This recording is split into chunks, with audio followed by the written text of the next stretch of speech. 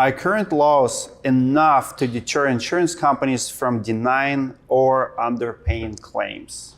Do we have enough laws? Current laws, are they enough to deter insurance companies from denying or underpaying claims? In Texas, absolutely. If an insurance company in Texas underpays a claim, there is no shortage of public adjusters and lawyers willing to represent homeowners in Texas. There is no shortage of lawyers. So anyone in Texas who's the, let's say, victim of insurance company underpayment can absolutely find a claim advocate. So are the remedies available to those homeowners adequate? A homeowner who faces an underpaid claim in Texas can recover statutory interest at 10% per year, which is about to go up because of interest rates are going up. They can recover attorney's fees. They can recover treble damages if an insurance company does something knowingly. They can recover common law bad faith damages if they do something really bad. And if it's super duper bad, they can recover punitive damages. So there's lots of penalties against insurance companies for failing to properly and timely pay a claim. And there's lots of lawyers out there who will take on those cases.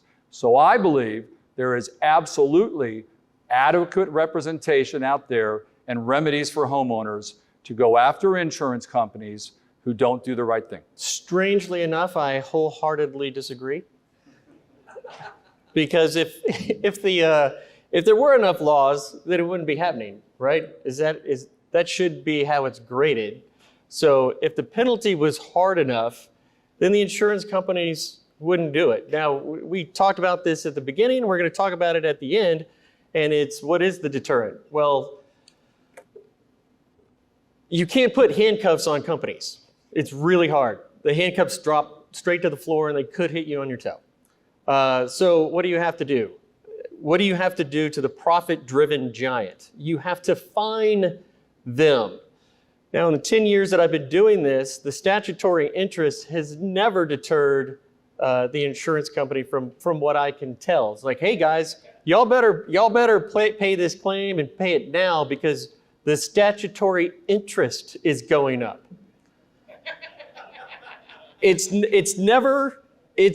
have never seen a checkbook get whipped out and like, okay, let's get this done because this is starting to hurt. So that doesn't hurt financially. So it doesn't change the behavior.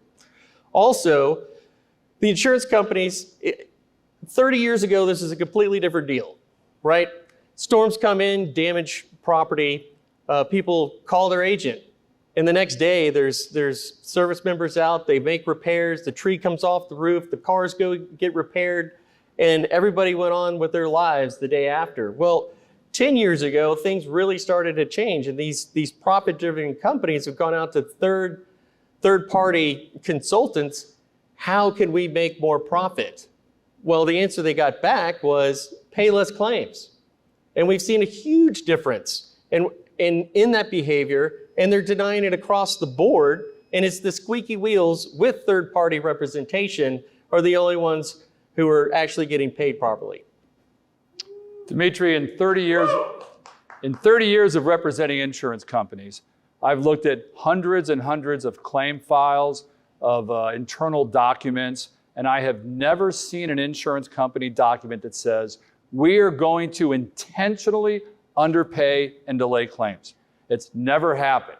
What I believe has changed in the past 10 years, the time that Chad talks about, is an increase in people who are injecting themselves into the claims process and creating claims or fabricating numbers or increasing numbers that are leading to more disputed claims.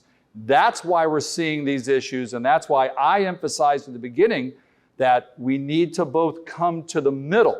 And if we do that, we're better off. The only exception to that that I've seen was just recently, and Chip Merlin blogged about this. Some insurance company attorney wrote a blog that said insurance companies as a strategy ought to delay claims and pay less through a war of attrition. And I actually posted on Chip Merlin's blog that day that I don't know who these people are, but that's ludicrous. No insurance company should ever do that, and no insurance company lawyer ought to ever advise their client to do that. So I agree it shouldn't happen, but I don't think that's the problem we got. I would agree with Steve that probably wasn't written down. All right, Steve, you mentioned. And if it was, they didn't give it to me when I asked them. So you've never seen that document before either, have you? No, I've gone off historical behavior.